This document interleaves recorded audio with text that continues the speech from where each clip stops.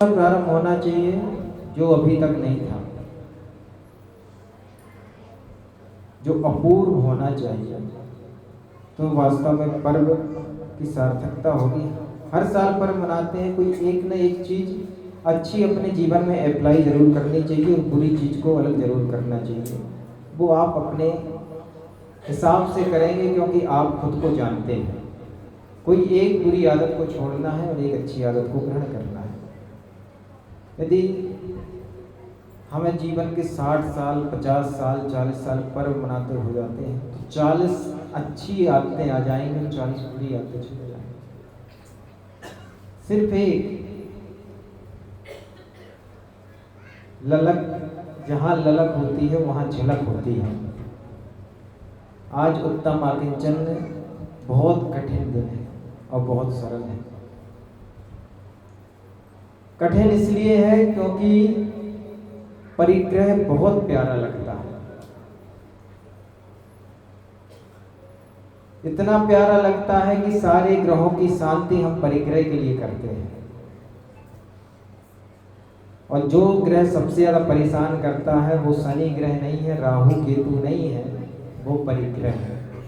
सारे विकल्पों की जड़ यदि कोई है तो परिग्रह है। वो परिग्रह के विपरीत खड़ा है आकिंचन धर्म। कल त्याग धर्म था। त्याग में झाड़ू लगाना एक प्रकार से त्याग धर्म का कार्य है। जो भी कचरा था सब साफ कर दिया। झाड़ू लगाने के बाद फिर पोंछा क्यों लगाते हैं? फिनिशिंग आ जाती है थोड़ा सा, और थोड़ा मोड़ा बचा रहता है वो भी साफ हो जाता है। तो आकिंचन में मतलब पोंछा लगाना ताकि ब्रह्म के दर्शन कर सकें। त्याग में सब त्याग कर दिया है, अब त्याग के विकल्प का भी त्याग हो जाता है। त्याग का विकल्प भी बड़ा विकल्प रहता है कि इतना छोड़ा है। आचार्य भगवंत कहते हैं ये विकल्प भी है कि इतना छोड़ा है तो समझना कि अभी अच्छे से नहीं छोड़ पाए हो, इसलिए याद आ रही है कि इतना राज वैभव छोड़ के हम आए हैं। तो उसका भी विकल्प का त्याग होता है आकिंचन धर्म के लिए। और वास्तव में आकिंचन धर्म यह कहता है कि किसे मैं छोड़ूं, जो मेरा है मैं उसे छोड़ ही नहीं सकता और जो मेरा नहीं है मैं उसे ग्रहण कर ही नहीं सकता। सिर्फ ग्रहण करना और छोड़ना ये एक प्रकार के मोह की दशा और राग की दशा और अज्ञान की दशा के कारण ही होता है। बात गहरी है, समझना, नहीं तो आप सूत्र पकड़ लो, सब कुछ जोड़ते चले जाओ, फिर कहो कि क्या है मेरे पास, तो जो मेरा है वो मेरा है, जो मेरा नहीं है उसे ग्रहण ही कैसे कर सकता। आदमी चालाक बहुत है, सारे कार्य करने के बाद भी बिल्कुल शुद्ध परिशुद्ध और धार्मिक बनने का प्रयास, दिखाने का प्रयास, और अपनी नज़र में ही अपनी दूसरे की आंखों में धूल फेंको तो भी समझ में आता है कि समझदार हैं आप, लोक व्यवहार आता है। लेकिन धूल उठा के अपनी ही आंखों में फेंक लो तो उसे तो पागल कहेंगे, अज्ञानी कहेंगे। तो जो स्वयं में मायाचारी करते हैं, सारे कार्य करते हुए भी अपने आप को ठगते हैं, उन्हें कहा है कि वो अपने हाथों से उठा के धूल अपनी ही आंखों में फेंक रहे हैं और उसमें आनंद ले रहे हैं। तो आकिंचन ने धर्म में कहा कि क्या है मेरे पास जिसे मैं छोड़ूं, और जो मेरा है नहीं उसे मैं ग्रहण कर नहीं सकता हूं, और जो मेरा है उसे कोई छीन नहीं सकता है। आदमी की प्रवृत्ति होती है कि वो कुछ ना कुछ से स्वयं को भरने का प्रयास करता है। खाली रहने की आदत उसकी है नहीं, हाथ खाली उसको पसंद ही नहीं है, कुछ ना कुछ उसको चाहिए। हाथ का मतलब ये वाले हाथ नहीं, मन भी एक हाथ ही है जो हमेशा कुछ ना कुछ भरने का प्रयास करता है। हम कहें कि थोड़ा देर शांति से बैठ जाओ, बिल्कुल शांत हो जाओ, तो भी मन नहीं लगता है। वो न्यूज़पेपर जो सुबह पढ़ लिया था उसको भी 3 बार पढ़ लेता है आदमी बैठे बैठे, सामने रखा तो फिर उठा लिया, फिर उठा लिया। वही मोबाइल उसी में वही चीज़ें देखना बार बार वह कर लेता है। ये सब स्वयं को भरने की तरकीब है, बल्कि स्वयं से स्वयं को भगाने की तरकीब है। आदमी खुद के साथ 2 मिनट भी शांति से नहीं बैठ पाता है। वह सोचता है कि दूसरा व्यक्ति उसके साथ शांति से बैठे, शांति से ना बैठे, बल्कि शांत और एक अहोभाव महसूस करे कि इस व्यक्ति के साथ मैं बैठा हूँ। आप अपने साथ कितनी देर बैठ पाते हैं, ये चिंतन करना है। 2 मिनट भी हम अपने साथ बैठना पसंद नहीं करते हैं। यदि नींद नहीं आ रही है तो ये नहीं कि शांति से लेटे रहें, आंख बंद करके। नहीं आ रही है तो मोबाइल खोल के देखना चालू हो जाता है, कुछ देर उसमें कुछ सुन लें, कुछ देख लें, और फिर जब आंखें भारी हो जाएं तब साइड में। बेचैनी इतनी ज़्यादा है कि किंचित भी अकेला, एकत्व भावना जो भाई गई ना, बहुत कठिन भावना है एकत्व भावना। अन्यत्व भावना है एक एकत्व भावना है। तो जो अकिंचन धर्म है और ब्रह्मचर्य धर्म है, एक सिक्के के 2 पहलू हैं। उत्तम अकिंचन ब्रह्मचर्य धर्म का सार है, धर्म के सार हैं ये। 8 दिन की जो यात्रा की थी वो इसका सार है। अकिंचन मतलब किंचित भी कुछ मेरा नहीं है, सब कुछ पृथक करना। और जब सब कुछ पृथक हो जाएगा, जब जो बचेगा वो ज्ञायक स्वभावी आनंद गंध ज्ञान घन, वो मेरी आत्मा रहेगी, वही ब्रह्म स्वरूप है। तो एक निषेध रूप है और एक विधि रूप है दोनों एक सिक्के के 2 पहलू। तो अकिंचन धर्म कहाँ थे? हाँ, हम अपने साथ 10 मिनट भी बैठना पसंद नहीं करते हैं और दूसरे से उम्मीद करते हैं कि वो हमारे साथ बैठे ही नहीं बल्कि अच्छा महसूस करे, और हम अपने साथ बिल्कुल भी अच्छा महसूस नहीं कर पाते हैं। हमें कुछ ना कुछ अवलंबन चाहिए ही पड़ता है, और दूसरे से कुछ ना कुछ हम भरते चले जाते हैं, चाहे वस्तुओं से हो, स्मृति से हो, व्यक्ति से हो, हमेशा कुछ ना कुछ भरते चले जाना है। आचार्य भगवंतों ने लिखा है कि वह व्यक्ति बहुत ताकतवर है, बहुत महत्वपूर्ण है, वह व्यक्ति बहुत साहसी है जो वर्तमान में जीना जानता है। सबसे कठिन होता है वर्तमान में जीना। आप कहेंगे कि हम तो वर्तमान ही में जीते हैं। अतीत की घटनाएं और भविष्य की योजनाएं, इन्हीं 2 चीज़ों पर ही आदमी पूरा जीता चला जाता है। वर्तमान कैसे व्यतीत हो रहा है उसे पता ही नहीं चलता है। अतीत में जो व्यतीत हो गया है उसकी घटनाओं की स्मृति या तो उसके पास होती है, या फिर भविष्य की योजनाओं की उसके पास तरकीबें उसके पास होती हैं, और इसी में वह पूरा जीवन निकाल देता है। जो वर्तमान में जीना प्रारंभ कर देता है उसके अंदर स्वतः ही शांति व्याप्त होना प्राप्त हो जाती है। मतलब पास्ट में क्या हुआ और फ्यूचर में क्या होगा, अरे जो हमारे हिसाब से थोड़ी कुछ हुआ है। हम सोचते कुछ थे और होता जीवन में कुछ और है। वस्तु व्यवस्था पूर्णतः व्यवस्थित है। कहते हैं इंदो व जड़िंदो व, इंद्र हो या जिनेंद्र हो, वो भी वस्तु व्यवस्था को नहीं बदल सकते हैं। उनके पास भी सामर्थ्य नहीं है कि किंचित भी वस्तु व्यवस्था को बदल सके। तीर्थंकर प्रभु के पास भी सामर्थ्य नहीं है। उन्हें भी जैसी व्यवस्था है प्रकृति की उसी हिसाब से उन्हें जीना पड़ा। आदिनाथ भगवान इतने पुण्यशाली जी, लेकिन 6 महीने भी उनको विधि नहीं मिली, क्योंकि विधि नहीं थी। उनने बैल के मुंह में मूसक लगाया था ताकि वो बीज ना खा सके, इसलिए उस कर्म का फल भी उनको सहना पड़ा। कहने का आशा है कि हमारे हाथ में भी कुछ नहीं है। हम भविष्य की योजना, इसका मतलब नहीं है कि भविष्य की योजना को बनाना नहीं है। योजना तो आप बनाएंगे ही बनाएंगे। 1 महीने बाद 2 महीने बाद आपको कहीं जाना है तो 2 महीने पहले उसका रिजर्वेशन कराएंगे, सारी व्यवस्थाएं जुटाएंगे। लेकिन इसका आशय कहने का सिर्फ इतना है कि सारी व्यवस्थाएं जुटाने के बाद भी आप उसके विकल्पों में नहीं रहेंगे। हमने ये कार्य कर लिया, बच्चे का एडमिशन करा दिया, उसको बड़ा कर दिया, लेकिन अब उससे हम अपेक्षाएं नहीं रखेंगे कि वह सतत हमारे साथ रहे। बड़े होने की शर्त ही यही है कि वह हमसे दूर जाएगा। देखो, वस्तु व्यवस्था व्यवस्थित है, जो दुख है वो सिर्फ अज्ञानता का है। हम सतत यही मानते हैं कि जो वस्तु हमारे पास है वो हमारे पास रहेगी। आप मोबाइल खरीद कर लाए हैं, अच्छी क्वालिटी का खरीद कर लाए हैं, 1.5 लाख रुपए का खरीद कर लाए हैं। अब वो मोबाइल आपका गुम भी सकता है, चोरी भी जा सकता है, खराब भी हो सकता है, कुछ भी उसके साथ हो सकता है।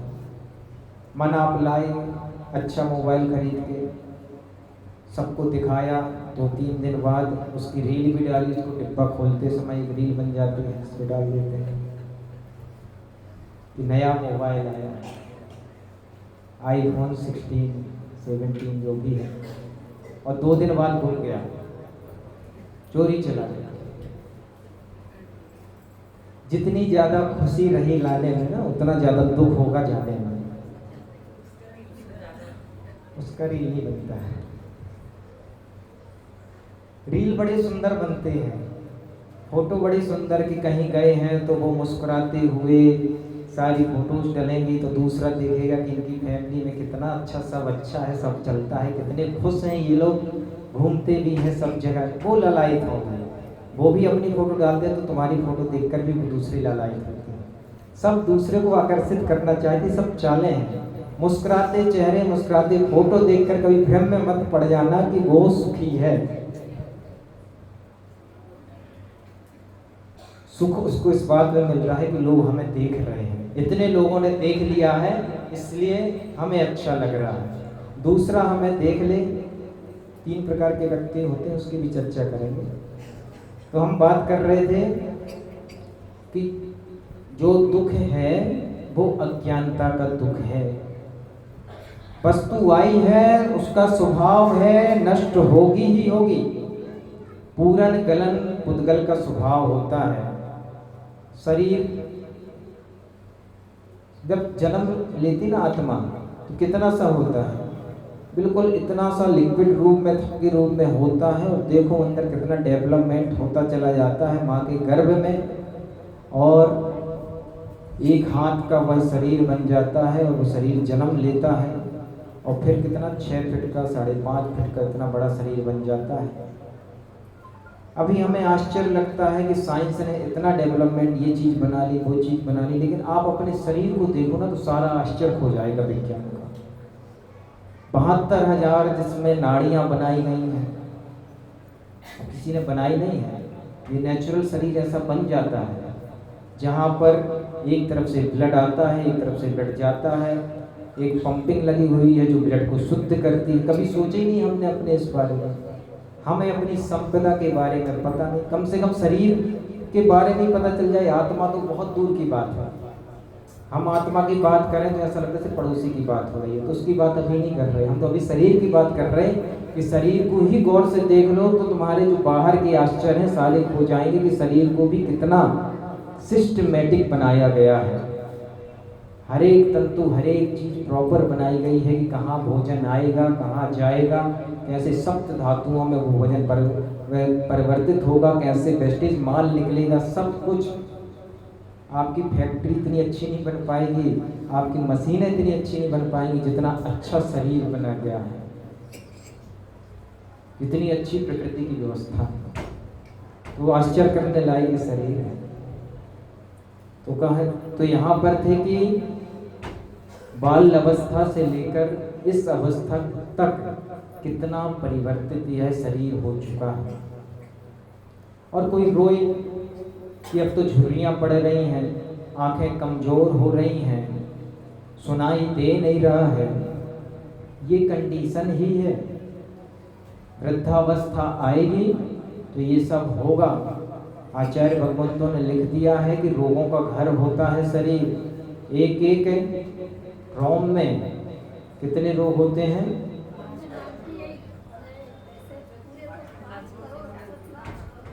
5,68,00,000 और होंगे, जो भी गिनती है।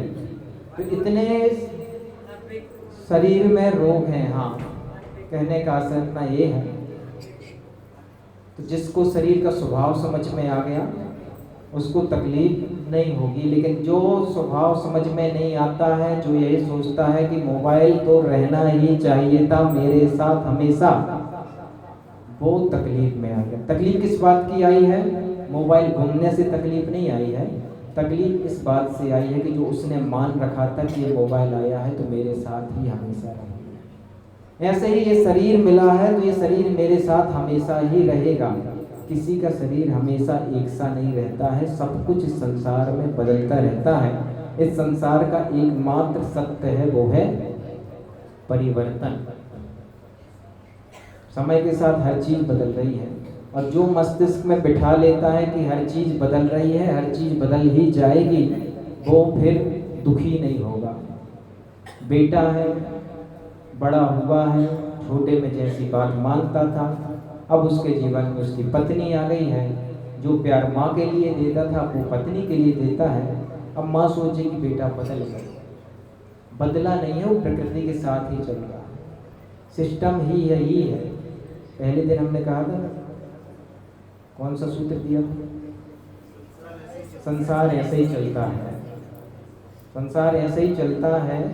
उसका ये आगे का हम बता रहे हैं विस्तार की, स्वभाव ऐसा है संसार का। ये चीज़ दिमाग में आ जाए। पैसा कमाओ कोई दिक्कत नहीं है, लेकिन पैसा कमाने की मशीन मत बन जाओ, फिर पैसा आपको कमाने लगेगा। हम हमेशा मालिक बने रहें, वस्तुएं हमारी मालिक न बने, इस बात का हमेशा ध्यान रखना है। अभी हमने स्टेटस सिंबल बना लिए हैं, जब तक वो वाली कार नहीं आएगी, जब तक हमारा ओहदा बड़ा नहीं होगा, जब तक इस कंपनी की हम शर्ट पैंट नहीं पहनेंगे, तब तक हम स्टैंडर्ड मेंटेन नहीं होगा। तो जो वस्तुओं से क्या कहते हैं, निर्जीव वस्तुओं से, नॉन लिविंग थिंग से स्वयं की पहचान बना रहा है, स्वयं को भर रहा है, उससे गिरी हुई दशा और किसकी क्या होगी?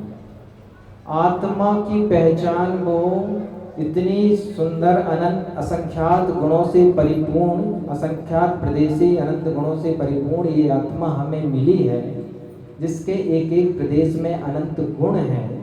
उसका वैभव तो हमें कभी नहीं आया, उसकी महिमा हमें कभी नहीं आई, लेकिन कुछ वस्तुओं से जो कि लाख, 2 लाख, 10 लाख, 50 लाख की आती हैं, उसकी महिमा हमें इतनी आती है कि उन वस्तुओं से ही हम स्वयं की उपलब्धि मानते हैं।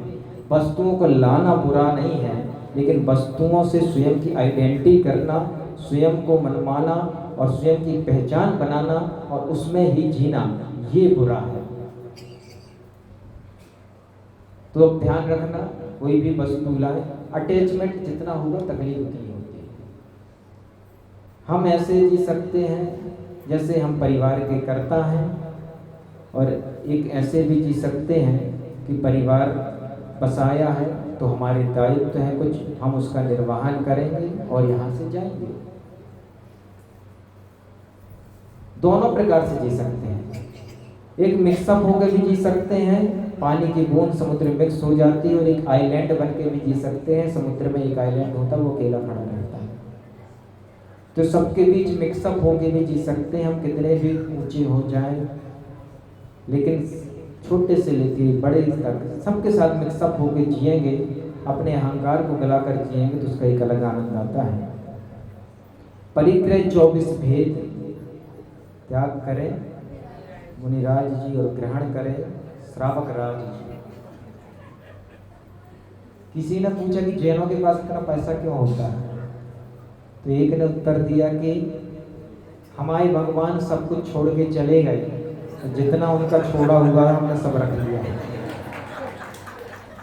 आपके भगवान तो लक्ष्मी जी को साथ में लेके चले गए, हमारे भगवान सारी विभूति को छोड़ के चले गए, तो हमने वो सब रख लिया।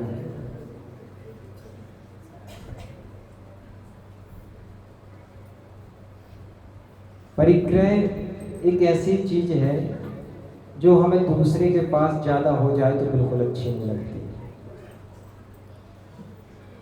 हिंसा, झूठ, चोरी, कुशील, परिग्रह, 5 पाप कहे गए। 4 पाप तो फिर भी आदमी बचने का प्रयास करे, लेकिन परिग्रह से बचने का प्रयास नहीं करता। वह यह सोचता है कि हमारे पास सबसे ज़्यादा।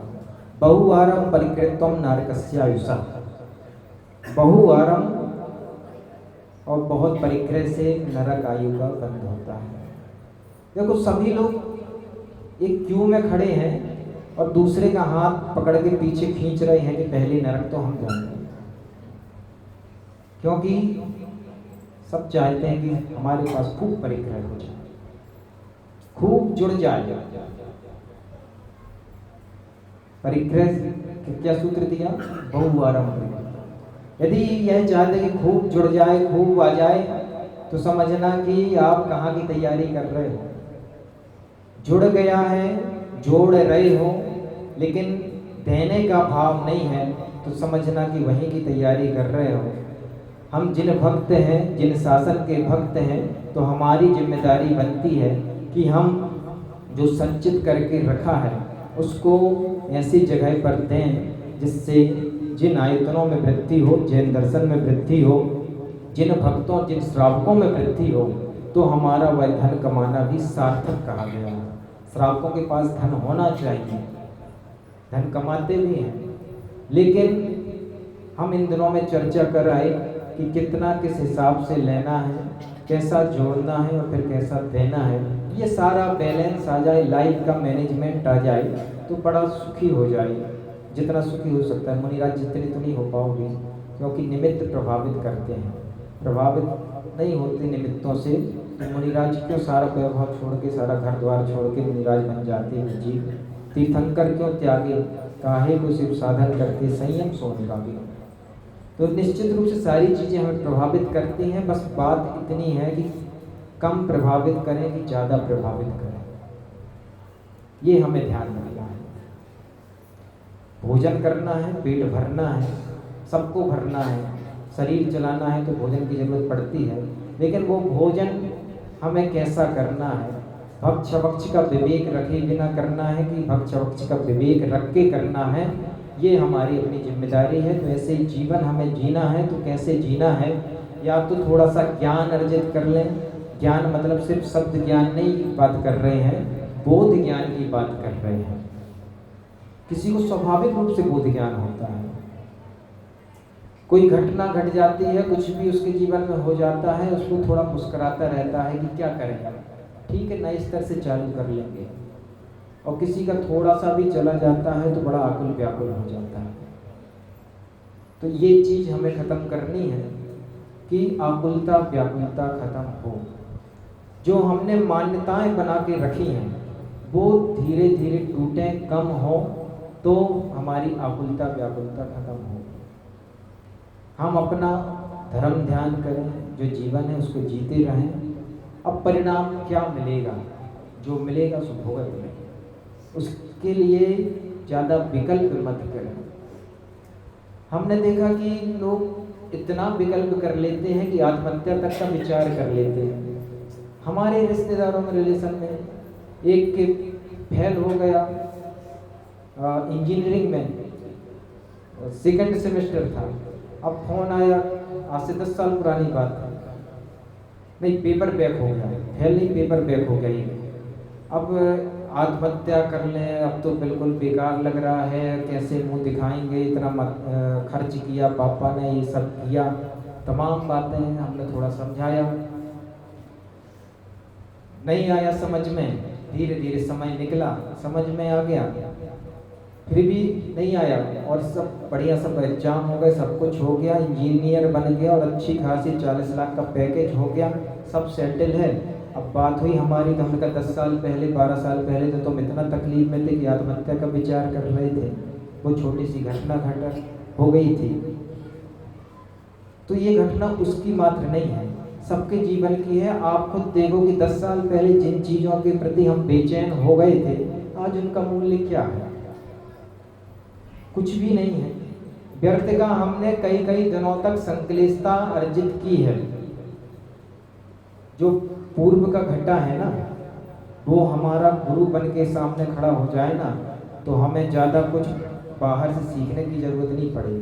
पूरा का पूरा जीवन जो 30, 40, 50 साल का जी लिया है, उस पर ज़रा नज़र डालो और देखो कि हम कैसे कैसे चीज़ों पर दुखी हो गए थे, कैसी चीज़ों पर हमने कसाय पैदा कर ली थी, उन चीज़ों का कोई मूल्य नहीं है। तो सुधार होना चालू हो जाए। 3 प्रकार के लोग होते हैं। 9 बज चुकी हैं और अभी बात शुरू हुई है। ऐसे ही होता है जीवन में, सोचते हैं अब कर लेंगे, अब कर लेंगे। हमें कुछ नोट्स बनाने हैं, कुछ चीज़ें हम सीख के आए थे, सोचे थे कि हम पूरे पर्यूषण में पूरा फिनिश कर लेंगे अपने। पता चला कि 1 पेज लिख पाए हैं हम, 2 पेज। ऐसे ही होता है जीवन में, सोचते हैं कि यहाँ तक हम कर लेंगे और अंतिम श्वासें आ जाती हैं और फिर देखते हैं आँख खोल के कितना सारा जीवन बचा था जिसको जी सकते थे लेकिन अब नहीं जी पाए, कितना धर्म ध्यान कर सकते थे लेकिन अब निकल गया। बात यहाँ पर थी कि एकत्व भावना बहुत कठिन होती है। मतलब बीमार हो जाए, तकलीफ आ जाए, बड़ी से बड़ी बीमारी हो जाए कि लाइलाज बीमारी हो, फिर भी आदमी को सुकून ये रहता है कि मेरे अपने तो हैं जो मेरा साथ दे रहे हैं। ये सुकून बहुत बड़ा सुकून होता है कि कोई तो है जो हाल पूछ लेता है, कोई है जो थोड़ा सा मदद कर देता है। भले 6 महीने बाद जाना है, कोई बीमारी का इलाज नहीं है, लेकिन सुकून ये है कि कोई दूसरा तो है जो हमारे साथ खड़ा है। ये सुख हमें देते हैं। शरीर का बोध भी हो जाए कि शरीर नष्ट होना है, लेकिन ये सुख हम दूसरे से भरते चले जाते हैं कि दूसरा मौजूद है जो हमें सुखी कर देगा या सुखी कर रहा है। लेकिन आचार्य भगवंत यहाँ पर कहते हैं कि आप अकेला अब तरे मरे अकेला होए, या कहूँ इस जीव का साथी सदा न होए। पहली भावना कौन सी है? अनित्य, अनित्य। दूसरी असरण, तीसरी अनित्य शरण संसार, चौथी एकत्व भावना। पहले बोध कराया कि सब कुछ अनित्य है, जैसे हमने अभी कहा ना, संसार की सब वस्तु अनित्य हैं, सब नष्ट होने वाली हैं। वो तो हम उसमें नित्य मान लेते हैं, ये अज्ञान दशा होती है तो हम दुखी हो जाते हैं। सारा दुख अज्ञानता का है, इसके अलावा कोई दुख नहीं है। अनित्य है, पहले भगवान ने कहा कि सब कुछ अनित्य है, इसका बोध करा दिया। अब दूसरा, उस जीव को लगा कि सब अनित्य ठीक है, लेकिन फिर भी कुछ तो हैं जो अपने हैं, जिनकी शरण में हम जा सकते हैं। तो फिर दूसरी भावना दी संसार भावना, अशरण भावना, अनित्य शरण संसार। तीसरी भावना दी कि चलो जब सब अशरण है फिर भी संसार में कहीं ना कहीं सुख तो होगा, तो फिर तीसरी भावना दी संसार भावना, अनित्य अशरण संसार। और फिर चौथी दी एकत्व भावना और पांचवी अन्यत्व भावना। आचार्य भगवान ने बड़ा सिस्टमेटिक समझाया कि ये समझ लिया कि तू सारा संसार अनित्य है, सब अशरण है, संसार का स्वरूप ये है, अपने लिए भी समझ लिया, लेकिन फिर भी तेरे अंदर ये है कि कोई अपना तो है जो अपने साथ रहेगा। तो वहाँ पर करा रहे हैं कि अन्यत्व भावना, कोई अपना नहीं है, ये समझ ले। और मरते समय सबसे बड़ा कष्ट यही होता है, जब प्राण निकलते हैं तो प्राण आसानी से शरीर से छूटते नहीं हैं, वो शरीर को पकड़ के रखते हैं। और दूसरों की याद भी बहुत आती है, जिनसे हमारा विशेष राग है, मोह है, तो उनकी भी तीव्र उनके प्रति पकड़ हमारी बनी रहती है कि वो हमारा साथ थे। लेकिन हकीकत ये है कि कोई भी साथ नहीं दे सकता, सबको छोड़ के जाना है और सब छोड़ के जाना है, ये हकीकत है। तो आचार्य भगवंतों ने कहा है कि जो इस हकीकत को अपने आँखों के सामने से देख लेता है, मतलब जो अपनी मृत्यु को मरने से पहले अपनी मृत्यु को देख ले, वो मरते समय फिर उतना दुखी नहीं होगा जितना दूसरे होते हैं। कभी आप शांत बैठो, बंद कमरे में बैठो, अंधेरा कर लो और भावना भाव के कुछ क्षणों में मैं मरने वाला हूँ, पेट खाली होना चाहिए थोड़ा। हाँ, ध्यान भरे पेट नहीं होता, या तो बहुत हल्का फुल्का खाओ। ध्यान करने वाले लोग बहुत हल्का खाते हैं, भरे पेट में तो प्रमाद आता है। पेट खाली हो और ये भाव करो कि कुछ क्षणों में मैं मरने वाला हूँ और शरीर धीरे धीरे मर रहा है, अपनी मौत को अपनी आंखों के सामने देखो, अभ्यास उस चीज का करो। आप देखोगे या तो डर के आप बाहर निकल जाओगे या फिर एक अथाह शांति में आप डूब जाओगे। ये शरीर मरण धर्मा है, इसका बोध हमें होना ही चाहिए कि छूटेगा, नष्ट होगा। इसका मतलब नहीं कि आप सब छोड़ के चले जाएंगे, कुछ नहीं छोड़ने वाले। कितने भी बड़े आचार्य भगवंत कहकर चले गए आसानी से सब नहीं छूटता है। अरे कुछ नहीं छूटता है, थोड़ा भी नहीं छूटता है, बड़ा कठिन होता है थोड़ा भी छोड़ना। वो तो मौत है कि जो छुड़ा देती है। मौत को वो भी कहा है, उपकारी कहा है। कैसी उपकारी है? जीर्ण शीर्ण शरीर हो जाता है तो उसका देह परावर्तन कर देती है मौत। कि जीर्ण शीर्ण हो गया, न देखने की शक्ति है, न खाने की है, न पचाने की है।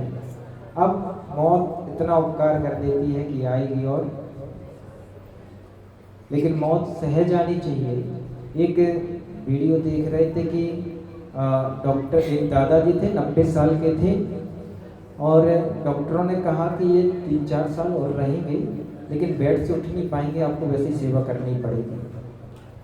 तो लड़के बड़ी तकलीफ में पड़ गए कि 4 साल तक ये जिंदा रहेंगे और हम कैसे सेवा करें। उनने उपाय किया, उनने कहा दादाजी हम आपको इंजेक्शन लगा रहे हैं, तकलीफ नहीं होगी, जो थोड़ा कमर अमर में दर्द है। और उन्होंने एक सांप मंगाया, सपेरा मंगाया, उस सांप से उससे कटवा दिया। रियल वीडियो उसका बना हुआ और 15 मिनट में वो खत्म हो गया। जिस माता पिता ने इतनी तकलीफों से उस औलाद को पाला है, सारी सुविधाएं जुटाई हैं, अब वो 4 साल भी उसको भारी लग रहे हैं कि कैसे इनकी सेवा करेंगे, तो बिस्तर में डले हैं। तो कैसी कैसी मानसिकताएं, भाव दशाएं हो गई हैं संसार की तरफ नजर उठाओ तो देखो कि कैसे पंचम काल कैसे आ गया है, कि जीवों की कैसी निकृष्ट सोच हो गई है। तो ये सब सोच देख करके ये महसूस करना, ये फील करना कि धर्म ही हमारा सच्चा मित्र है। जितना करते चले जाओ, जितना दान पुण्य कर लो उतना अच्छा है। बाकी तो सब कब सांस रुक जाए, हंसता खेलता कब चला जाता है। कोरोना ऐसे समय आया कि अपने ही अपने से दूर हो गए, उनकी शक्ल देखने नहीं मिली।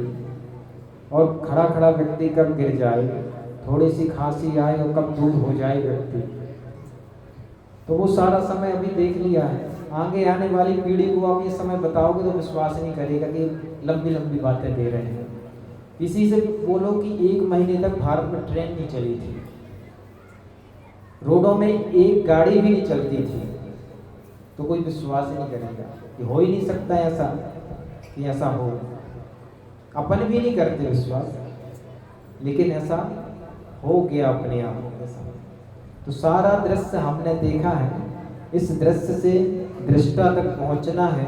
3 प्रकार के व्यक्ति होते हैं, दृश्य, दर्शक और दृष्टा।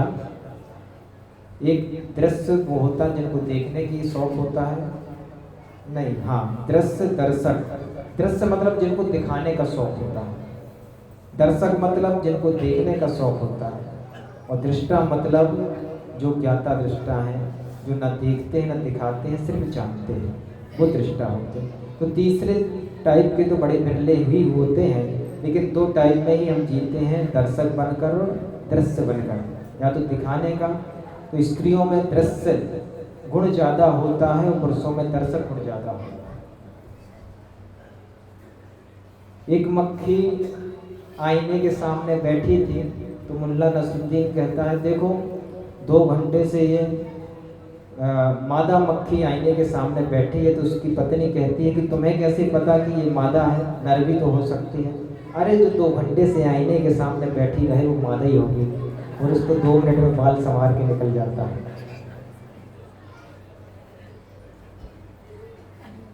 तो ये एक जन्मजात गुण मिल जाते हैं, इनको दिखाने का शौक है, पूरा विज्ञापन जगत इसका फायदा उठाता है। अब मारुति कार बेचनी है तो उसके बगल में एक लड़की खड़ी कर देगा, मारुति कार का लड़की से क्या संबंध है। लेकिन पता है कि ये दिखाने के लिए और पुरुष देखने के लिए होते हैं, इसलिए वो विज्ञापन देख लेंगे। पूरा विज्ञापन जगत, पूरा संसार इसी पे काम करता है। तो अपने दृश्यपना और दर्शकपना से ऊपर उठकर दृष्टापना की ओर पहुँचें। आप यहाँ पर सुन रहे हैं हमारे प्रवचन, तो द्विसंधान होना चाहिए कि सुनने वाला सुन कहाँ से रहे हैं, कान से सुन रहे हैं, किसको सुन रहे हैं, हमें सुन रहे हैं। और वास्तव में सुन कौन रहा है? मुर्दा कभी नहीं सुनता है, तो जो अंदर आत्मा बैठी है वो सुन रही है। तो एक बार उसके प्रति छवि बने तो निश्चित रूप से हम आकिंचन धर्म की ओर बढ़ सकते हैं। 24 भेद हैं, अब इसकी व्याख्या हम फिर कभी करेंगे। 14 भेद अंतरंग है और 10 भेद बहिरंग हैं। जो हिरण सुवर्ण धन दान दासी दास को भांड आदि है, ये बहिरंग भेद हैं। और मिथ्यात्व 4 कसाय और 9 कसाय, ये सारे भेद 14 हैं। तो ऐसे बनके 24 भेद हो जाते हैं। तो मिथ्यात्व का भी त्याग करना है, अपनी क्रोध मान माया लोभ का भी त्याग करना है। हास्य रति अरति शोक भय जुगुप्सा स्त्री भेद पुरुष भेद और नपुंसक भेद, इन 9 कसायों को भी छोड़ना है। तत्वार सूत्र में सबका वर्णन है। आप अब फ्री हो जाएंगे 10 दिन बाद, तो थोड़ा सा स्वाध्याय करेंगे, हमारी अपेक्षा है। तो तत्वार सूत्र कहीं कर लें, सामूहिक रूप में कर लें, तो भी एक अच्छा विषय आपका तैयार हो जाएगा। इष्टोक्ति द्रव्य संग्रह किसी भी ग्रंथ का वाचन आप चालू कर सकते हैं।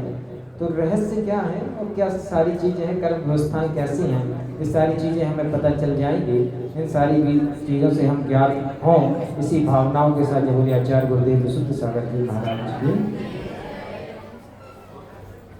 वाणी के ज्ञान से सो जय लोकालो, सो वाणी मस्तक नमो सदा देते हो।